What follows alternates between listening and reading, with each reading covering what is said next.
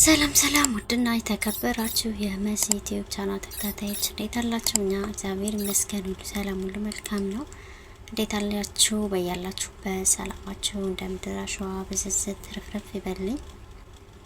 እንዴት ናችሁ? ሁሉ ሰላም ሁሉ መልካም ከኛ እግዚአብሔር ይመስገን ደህና ነን። እንዴት ከረማችሁ? እንግዲህ ተጠፋፍተናል ሰሞኑ እና እንዴት ናችሁ? ሁሉ መልካም አለው እግዚአብሔር ይመስገን ደህና ነኝ።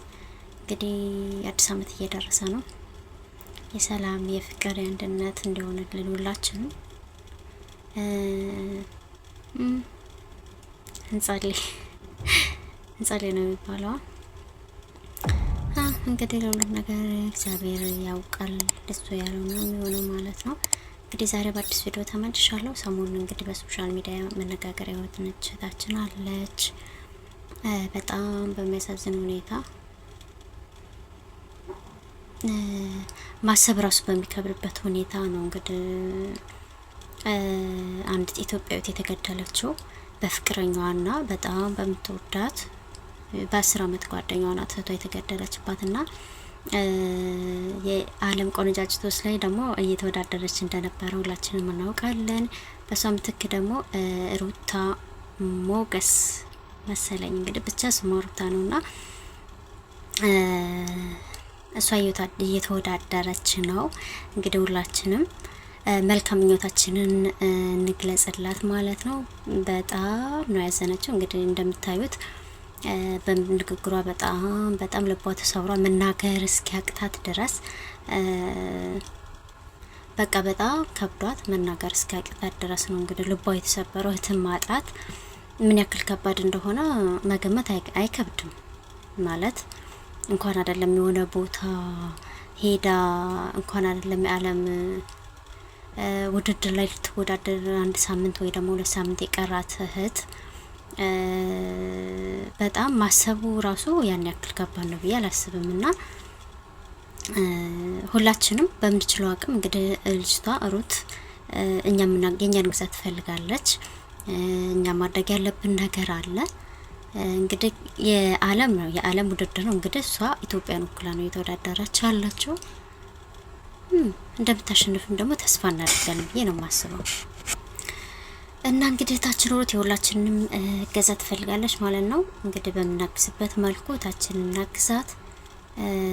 ከኛ የምትፈልገው እንግዲህ ድምጽ እንሆኑን ነው ማለት እንግዲህ አንዲት ታች ኢትዮጵያን ወክላ ስትወዳደር እንደ አንድ ኢትዮጵያዊ ግዴታችን መወጣት አለብንና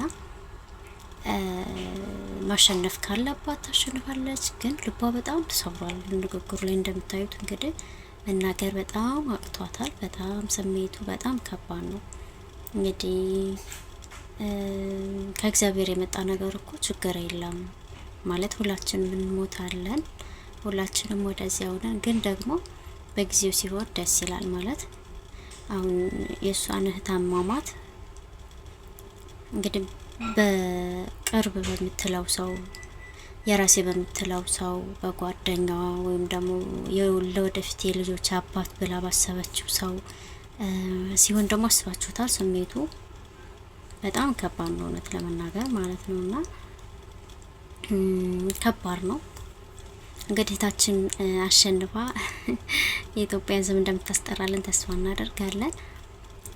እንግዲህ ማድረግ ያለብን ሁላችንም እናደርግ።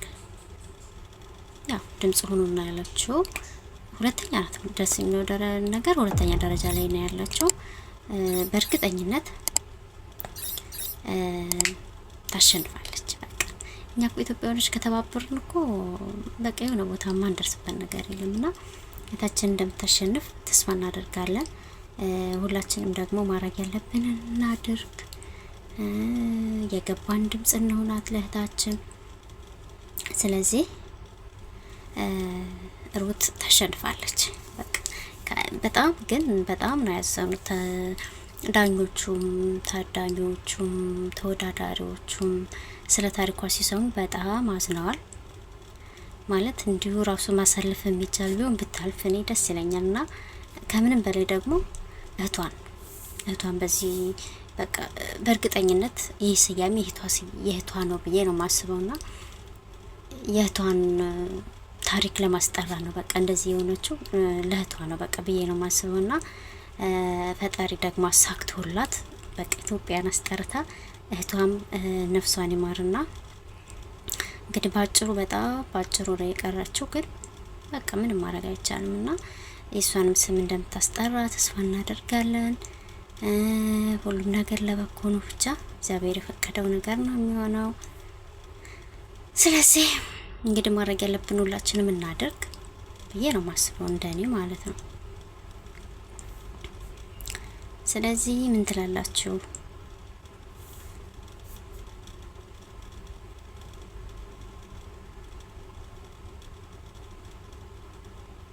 ብቻ እግዚአብሔር የፈቀደው ነገር ነው የሚሆነው። እንግዲታችን ነፍሷን ይማረው። ግን እንደምታዩት እንግዲህ በጣም ህዝቡ በጣም በእንባ በጣም እያለቀሱ በጣም በእንባ እየተራጩ በጣም እያዘኑ ነው ያየነው። ልባቸው በጣም ተሰብሯል።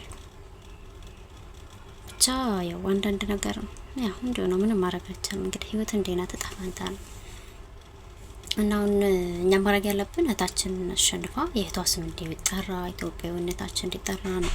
ግን በሌላ በኩል ስታዩት ደግሞ ስብራቱ በጣም ይጎዳል። እንግዲህ በራሴ በምትለው ሰው መገደል ማለት በጣም ከባድ ነው። ያው ማሰብ ራሱ በጣም ይከብዳል። የምር ግን አሁን ኢትዮጵያ ያለችበት ሁኔታ የኢትዮጵያ ህዝብ በቃ ምን አይነት መንፈስ እንደገባ እኮ ኢትዮጵያ ውስጥ በጣም በቃ የሚያሳዝን የሚገርም የሚደንቅ መንፈስ ነው ኢትዮጵያ ውስጥ የገባው ማለት ነው። እና እግዚአብሔር መልካም ነገር ያምጣልን። ሌላ ምን ማለት ይቻላል? እንግዲህ ምን ማለት አይቻልም። እግዚአብሔር መልካም ነገር ያምጣልን። ሁሉም ነገር ለበጎ ነው እላለሁኝ እንግዲህ እና በተረፈ እንዴት አላችሁ? ሁሉ መልካም ሁሉ ሰላም ነው አለን። እኛ እግዚአብሔር ይመስገን። ጠፋችሁ፣ ሰው ሲጠፋ ጠፋችሁ አትሉ፣ ሰው አትፈልጉ ምናምን፣ ምን ይሻላችኋል?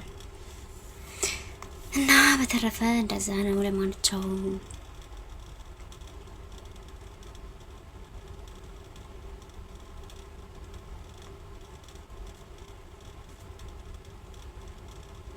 እና እንዴት ናችሁ? ስራ፣ ጤና ሁሉ መልካም ሁሉ ሰላም አለን። እኛ እግዚአብሔር ይመስገን ሁሉ ሰላም ነው፣ ሁሉ መልካም ነው። አዲሱ አመት እየቀረበ ነው። ምን ታስባላችሁ?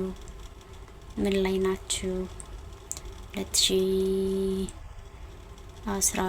አለቀ፣ 2019 ሊገባ ነው።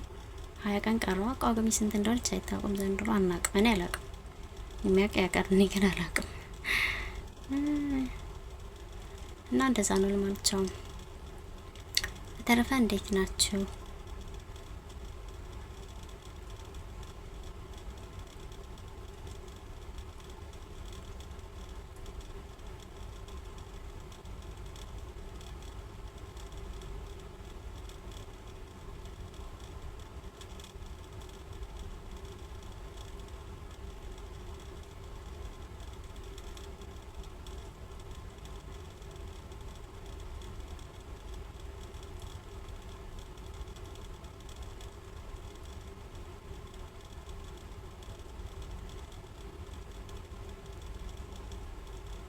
እና በተረፈ ሰላማችሁ ስትረፍረፍ ይበልልኝ።